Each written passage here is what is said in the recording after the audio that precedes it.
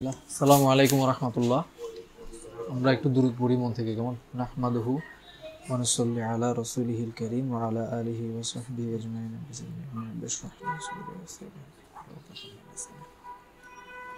আলহামদুলিল্লাহ, অনেকদিন পর।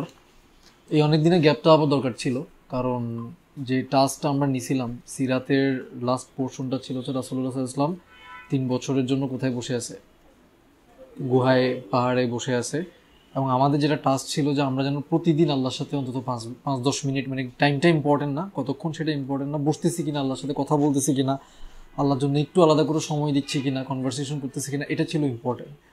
তো সিরাতের আলোচনার মূল গোলটা কিন্তু বিল্লা ভাই, ওই বিল্লা ভাই মেসেজ দেওয়া শেষ করেন না, রাখেন, ঠিক আছে, কারণ আমি ফোন সাইলেন্ট করে দিছি। সো আচ্ছা, যেটা বলতেছিলাম বিল্লা ভাই, সেটা হচ্ছে আমাদের গোলটা তো আসলে জাস্ট হালাকা করা না। তো হালাকা করাটা যদি শুধু গোল না হয়, তাইলে আমাদের গোল কি? আমাদের গোল হচ্ছে সিরা বা যে আলোচনা এখানে আমরা করতেছি, শুনতেছি, ওইখান থেকে কি লাইফে ওটা অ্যাপ্লাই করা, অ্যাক্ট করা। নইলে আসলে আসা যাওয়া করে লাভ কি? মানে ইনফরমেশন তো গুগলের কাছেও আছে, তাই না? তাহলে ইনফরমেশন থাকাটা তো গোল না, গোলটা হচ্ছে যে ওই অনুযায়ী গাইডেন্সটা নিয়ে গাইডেন্স অনুযায়ী কাজ করা। তো আমরা কি আসলে আল্লাহর জন্য বসতেছি কিনা? 10 মিনিট বসতেছি না, কোনো সমস্যা নেই। 5 মিনিট কি বসতেছি কিনা? 5 মিনিট বসতে পারতেছি না, কোনো সমস্যা নেই। 2 মিনিট বসতেছি কিনা, আল্লাহর সাথে কথা বলতেছি কিনা, আল্লাহর জন্য ওই ক্রেভিংটা, ওই দোয়াটা, আল্লাহর সাথে ওই বসাটা, ওই কনভারসেশনটা এনজয় করা তো আসলে ডে 1-এ শুরু হবে না। কিন্তু শুরুটা না হলে তো কখনো এনজয় করা হবে না। এটা কিন্তু খুব জরুরি, কারণ আমাদের বয়স হয়ে যাচ্ছে, আমরা 37-এর আশেপাশে চলে আসছি, কেউ এখানে আমরা 40 ক্রস করছি। সো আসলে কি করতেছি লাইফে? মানে আমি বলতেছি না যে আমি কাজকর্ম সব বন্ধ করে দেবো, আমি তো আপনাকে পাহাড়ে চলে যেতে বলিনি, সব বন্ধও করে দিতে বলিনি। আমি বলতেছি হচ্ছে নিজের জন্য একটা দিনের মধ্যে ছোট্ট একটা 10 মিনিটের পাহাড় তৈরি করা, একটা গুহা তৈরি করা, যে গুহাতে আপনি আল্লাহর সাথে বসবেন, আল্লাহর সাথে থাকবেন। ওইটুকু না থাকলে আসলে কি লাইফ তো কিসের ব্যালেন্স? কোনো ব্যালেন্স তো নাই। অনেকে হচ্ছে শুধু দুনিয়া নিয়ে দৌড়াচ্ছে, আল্লাহকে ভুলে যাচ্ছি। আবার অনেকে হচ্ছে দায়িত্ববোধ, কর্তব্য সব বাদ দিয়ে শুধু আল্লাহ আল্লাহ আল্লাহ করতেছে। দুইটাই তো এক্সট্রিম। রাসূলুল্লাহ সাল্লাল্লাহু আলাইহি ওয়াসাল্লাম তো আমাদেরকে মাঝখানের পথটা শিখেছে যে এটাও করতে হবে, ওটাও করতে হবে, দুইটা ঠিক রাখতে হবে। তো আমরা তো ওই পার্টটা ঠিক রাখতেছি না। তো এটা হচ্ছে ভাই আজকে রিমাইন্ডার বলবো, আসলে লাইফে হিম্মত করে স্টেপ শুরু করতে হয়। আজকেই দেখেন, আপনারা স্কুলে আসছেন, আল্লাহ দয়া করে আনছে, নাও তো আসতে পারতেন, আজকে রাস্তার মধ্যে কিছুটা হয়ে যেতে পারতো না, আমার কিছুটা হয়ে যেতে পারতো না। আল্লাহ দয়া করে হায়ারটা দিছে বলে। কারণ আমাদের প্রবলেম হয়ে গেছে ভাই, আমরা হায়ারটাকে কি হিসেবে নিয়ে নিছি? গ্যারান্টিড নিয়ে নিছি, যে আসবো, ক্লাস করবো, 12টা 50-এ মিটিং আছে, এই করবো, এই করবো। অথচ আমি যে আসতে পারবো কিনা, আমার যে চলে যাইতে হবে, এটাই আমরা ভুলে যাই। তো চলে যাইতে হবে এটা যদি মনে থাকে, আমরা কিন্তু প্রিপারেশন নিবো ভাই, ইনশাআল্লাহ। ওই প্রিপারেশনটা বাদে কিন্তু খবর আছে আর কি, আমাদের খবর আছে। সো প্লিজ আমরা যাতে একটু সিরিয়াস হই। Anyways, coming to the point, রাসূলুল্লাহ সাল্লাল্লাহু আলাইহি ওয়াসাল্লাম লম্বা সময় কাটানোর পর আমরা জানি ওনার যখন বয়স 40 হয়, 40 হওয়ার আগে কিছু ঘটনা ঘটা শুরু করে।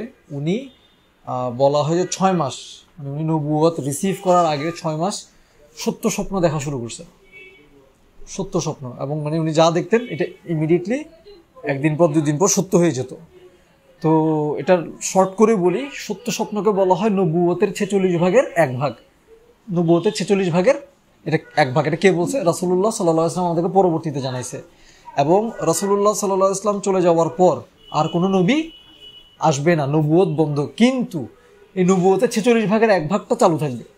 যারা সত্যি সত্যি ঈমান আনছে, যাদের ঈমান সত্যি সত্যি অন্তরে ঢুকছে, তাদের জন্য এই নবুয়তের 46 ভাগের 1 ভাগটা কি হবে? থাকবে। 46 ভাগের 1 ভাগের খুব মজার একটা ক্যালকুলেশন স্কলাররা করছে। কতদিন ওরা সত্য স্বপ্ন, উনি কতদিন দেখছেন বললাম? 6 মাস। এই হচ্ছে অবস্থা, 6 মাস। ঠিক আছে, 3 বছর তো উনি ওখানে ছিলেন, বাট নবুয়তের আগের 6 মাস উনি স্বপ্ন দেখা শুরু করছেন। কেমন? তাহলে 6 মাস উনি কি দেখছেন? সত্য স্বপ্ন দেখছেন। এরপর নবুয়ত ছিল কত বছরের? 40 বছর বয়স থেকে 63 বছর। কত বছরের? 23 বছর। তাহলে 6 মাস আর 23 বছর 46 ভাগের 1 ভাগ না? 6 মাস জিনিসটা 23 প্রপোর্শন গুলো 46 ভাগের 1 ভাগ কিনা? সুবহানাল্লাহ, সুবহানাল্লাহ। এটা হচ্ছে স্কলাররা এই আন্ডারস্ট্যান্ডিংটা বের করছেন। আচ্ছা, এখন এইগুলো আমি জেনে কি লাভ? আমি আপনাদের কিন্তু ওই পয়েন্টগুলো বলতেছি যেগুলো আমাদের জেনে লাভ আছে, আমাদের কাজ করার আছে। আমাদের তো এই সত্য স্বপ্ন, রাসূল সাল্লাল্লাহু আলাইহি ওয়াসাল্লাম বলছেন যে আর কোনো নবী আসবে না, নবুয়ত বন্ধ হয়ে গেছে, কিন্তু মুমিনদের জন্য কি চালু থাকবে? সত্য স্বপ্ন চালু থাকবে। তো আপনার কি এটা ক্রেভিং হওয়া উচিত না যে আমি সত্য স্বপ্ন দেখব, আমি আল্লাহর সাথে এমন একটা দারাজাত, এমন একটা স্ট্যাটাসে যাব যে আল্লাহ আমাকে সত্য স্বপ্ন দেখাতে থাকবেন? এটা আপনার লাইফের একটা গোল হওয়া উচিত না ভাই? থিঙ্ক অ্যাবাউট ইট। দেখেন রাসূলুল্লাহ সাল্লাল্লাহু আলাইহি ওয়াসাল্লামের জন্য কি ছিল না? কোরআন ছিল না, সুন্নাহ ছিল না, গাইডেন্স ছিল না। উনি ওই ক্রেভিং এর কারণে আল্লাহর সাথে এমন একটা সম্পর্ক ওনার হয়েছে, উনি কিন্তু কোরআন সুন্নাহ গাইডেন্স নাই ভাই, কিন্তু ওই ক্রেভিং এর কারণে উনি আল্লাহর সাথে এমন একটা সম্পর্ক করছে যে আল্লাহ ওনাকে গাইড করে দিয়ে দিছে। সুবহানাল্লাহ। আপনার তো কোরআন সুন্নাহ আছে, আপনার তো গাইডেন্স আছে। আমাদের কি নাই বলেন তো? ক্রেভিংটা নাই। আল্লাহর জন্য, আল্লাহকে চাওয়াটা, আল্লাহর জন্য পাগল হওয়াটা, আল্লাহকে ধারণ করাটা, আল্লাহকে চিন্তা করাটা, আল্লাহকে মিস করাটা, এটা আমাদের মধ্যে নাই। বলে আমরা যে গাইডেন্স পাইছি ভাই, এই উম্মতকে সব উম্মতের শ্রেষ্ঠ উম্মত বলছে না? কারণ আমাদের একটা বড় দায়িত্ব আছে। দায়িত্বটা কি? দায়িত্বটা হচ্ছে আর কোনো নবী আসবে না, তাহলে নবীদের দায়িত্ব কে পালন করবে? আপনি পালন করবেন। তো আপনি যদি নবীদের দায়িত্ব পালন করেন, তো ক্যারেক্টারটা, পার্সোনালিটিটা, নলেজটা, ফিলিংসটা, স্ট্যাটাসটা ওরকম হইতে হবে না? এমনি এমনি আমরা কুনতুম খায়রা উম্মাতিন উখরিজাত লিন্নাস হয়ে যাবো? একটা তো লেভেল থাকতে হবে ভাই। তাহলে এই নবীর উম্মত হিসেবে আসলে আমি কি করতেছি? আমি কি আসলে গ্রান্টেড হিসেবে নিয়ে নিছি?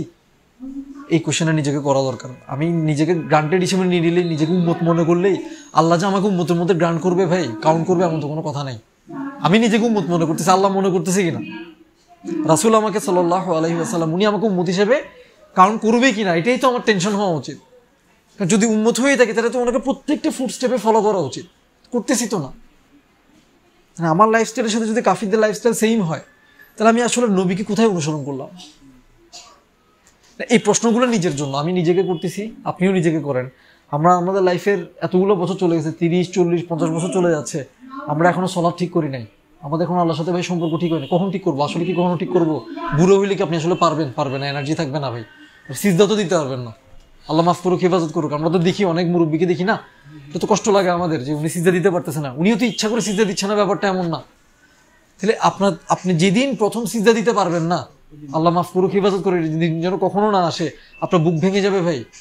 আপনার মনে হবে যে আল্লাহ, তাহলে এই ইয়াং বয়সটা আমি কি করতেছি? ইয়াং বয়স বলতে আমি বুঝাচ্ছি এখনো তো শক্তি আছে, এখনো তো সামর্থ্য আছে, এখনই ইবাদত করতেছি না, পরে কোত্থেকে ইবাদত করবো? এখনই আল্লাহর জন্য ক্রেভিং নেই, এখনই আল্লাহর জন্য সময় নেই, পরে কোত্থেকে আসবে? রাসূলুল্লাহ সাল্লাল্লাহু আলাইহি ওয়াসাল্লাম এক রমাদান, সো মেইন ক্লাইম্যাক্সে আসি। আমি কিন্তু এখানে একটা টার্গেট দিছি। টার্গেট থেকে আমাদের সত্য স্বপ্ন দেখার জন্য আল্লাহর কাছে ভিক্ষা চাওয়া উচিত, ইমানটাকে ঠিক করা উচিত, আল্লাহর সাথে ক্রেভিং, ওই সম্পর্ক হওয়া উচিত। ঠিক আছে? উচিত না? আমাদের তো এই স্বপ্নগুলো তো এগুলো হবে। আমাদের স্বপ্ন কি? এত টাকা ইনকাম করবো, টিউশনি একটা করবো না, 2টা করবো না, 10টা করবো, কোচিং এর স্টুডেন্ট কয়টা হবে? প্লিজ, তোমার সাথে তো একটু আগে নিয়ে গল্প হচ্ছে না? আমাদের লাইফের কথাই হচ্ছে এগুলা। আমরা আখিরাত ভুলে যাচ্ছি। আখিরাত যে রিয়েল, এটা আমরা মানে মুখে বলি যাতে আপনি আমার জানাজায় আসেন, আমাকে যাতে ভালো মনে করেন, কিন্তু আসলে কিন্তু আমার মননে আখিরাত নাই। তো এটা কিন্তু ঠিক করা দরকার ভাই। রাসূলুল্লাহ সাল্লাল্লাহু আলাইহি ওয়াসাল্লাম, রমাদান মাস আসছে, রমাদানের এক রাতে, কিছু ন্যারেশনে, আমি ডেটের দিকে না যাই, আপনি একটা জিনিস চিন্তা করেন, কোনো ট্রাফিক নাই, লাইট নাই, কিছু নাই, রাতের বেলা পাথুরে বালুময় মরুভূমির মাঝখানে একটা পাহাড়টাও পাথুরে, এবং উপরে আকাশ ছাড়া দেখার মতো কিছু নাই। এইরকম একটা সিচুয়েশন, এবং এটা মধ্যরাত, গভীর রাত, আপনি একা একটা পাহাড়ে, একটা গুহায় বসে আছেন।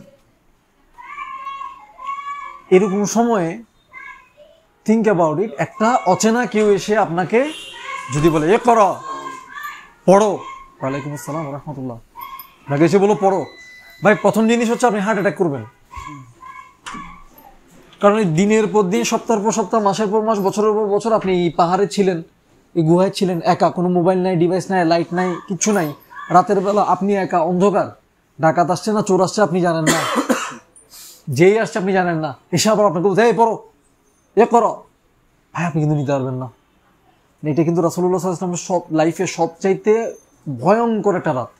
আমরা তো খুব আনন্দ পাই, হ্যাঁ নবুয়ত পাই গেছে, এটা কিন্তু ভাই উনার জায়গায় নিজেকে চিন্তা করেন, উনি কিন্তু পুরো কেঁপে উঠছে। কারণ উনি তো জিবরাইল আলাইহিস সালামকে চিনে না, এটা কি জিন আসছে না ভূত আসছে না মাথায় সমস্যা, উনি কিন্তু বুঝতেছে না। অ্যাজ এ হিউম্যান বিইং চিন্তা করেন, এবং আপনি বুখারীতে সিরাতে এই রিলেটেড আলোচনাগুলো দেখলে আপনি আসলেই বুঝবেন যে উনি সত্য নবী ছিল। কারণ একটা হিউম্যান হিসেবে উনার যার এক্সপ্রেশন হওয়ার কথা সবগুলো এক্সপ্রেশন ছিল ভয়ের এক্সপ্রেশন। আপনি হইলেও ভয় পাইতেন।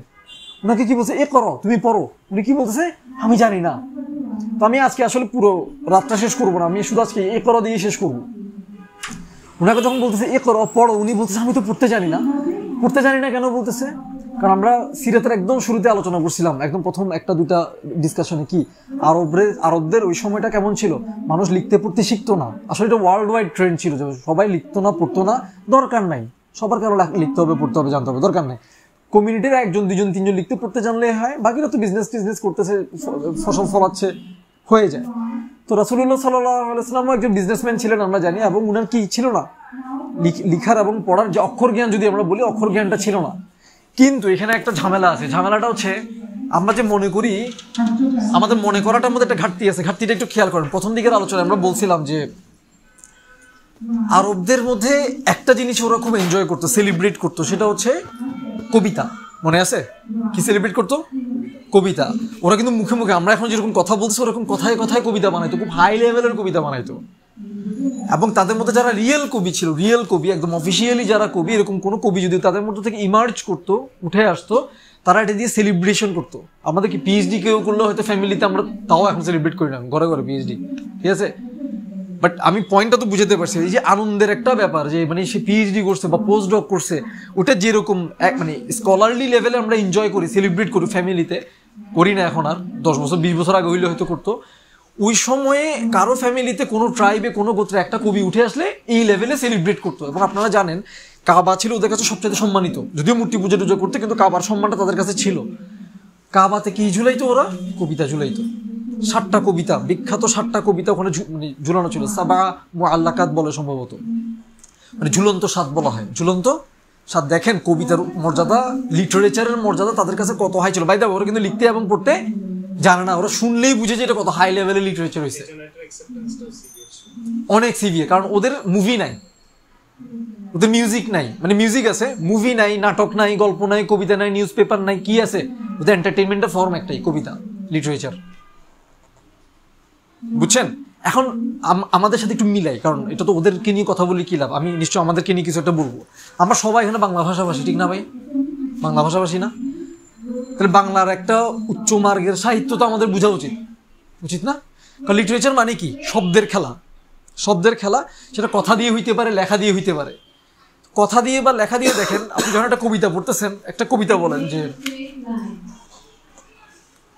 মনে করেন আমি একটা কবিতা বললাম যে, চল চল চল ঊর্ধ্ব গগনে বাজে মাদল, নিম্নে উতলা ধরণী তল, অরুণ প্রাতের তরুণ দল, চল রে চল রে চল।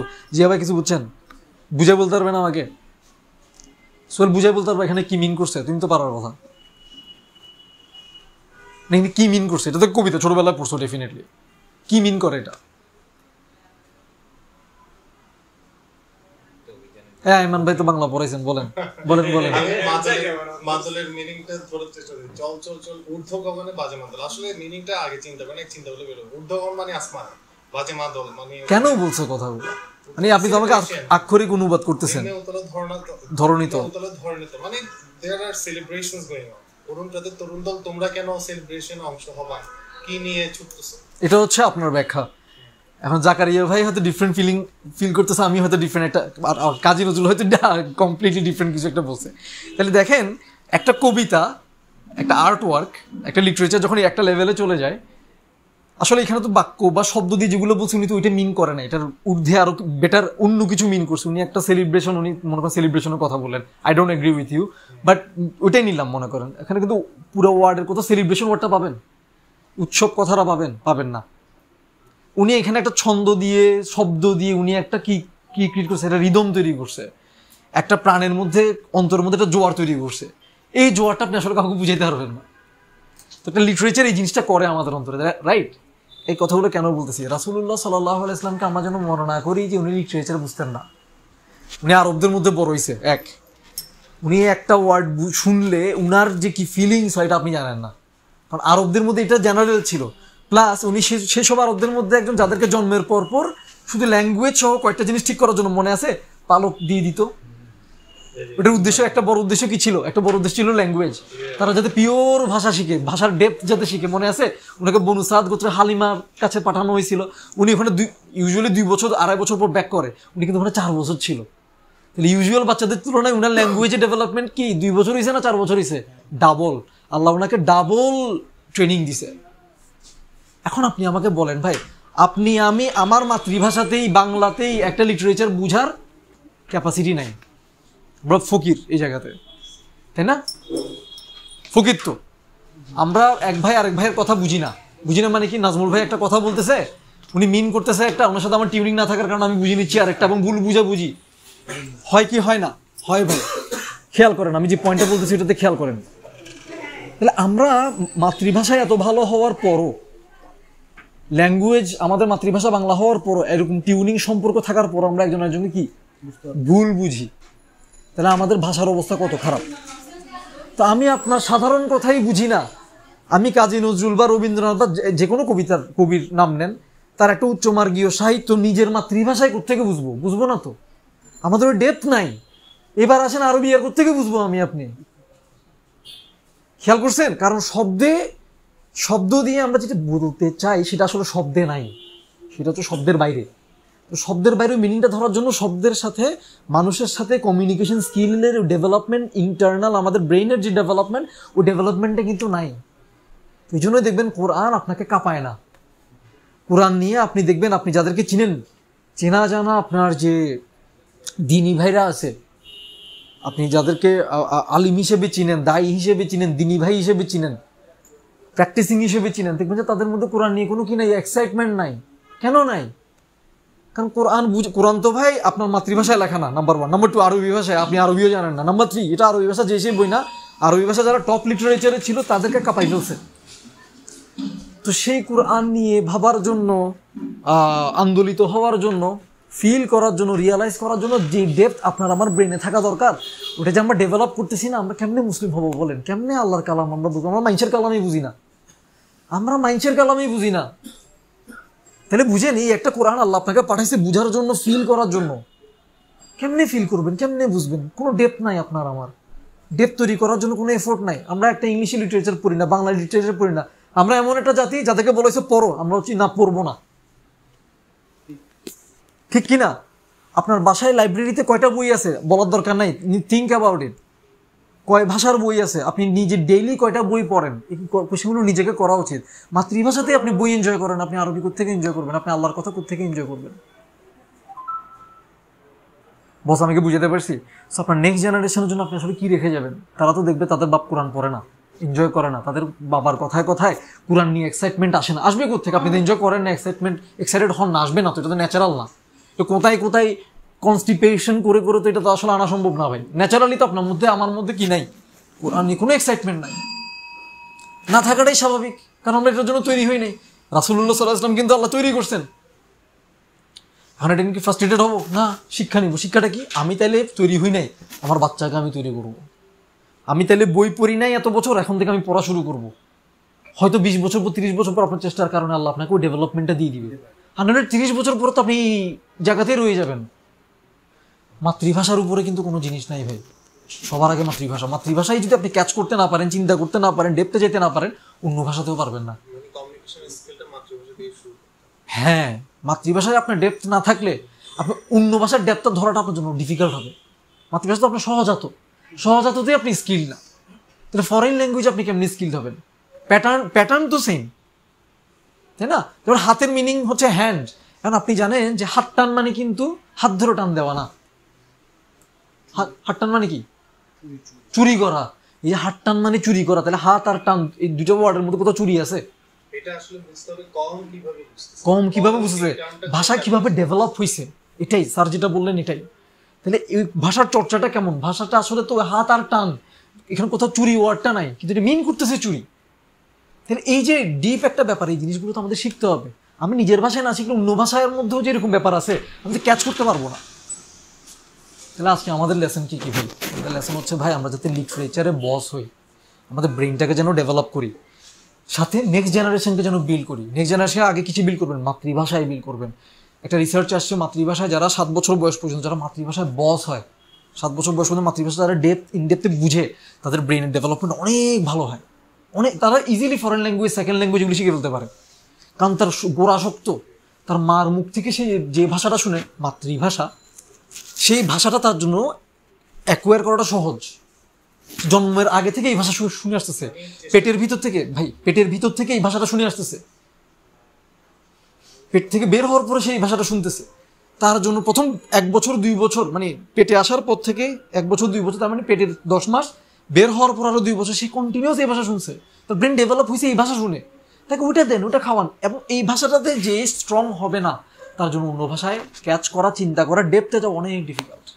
এটা মানুষ বুঝে না, এটা এখন রিসার্চে বেরোচ্ছে।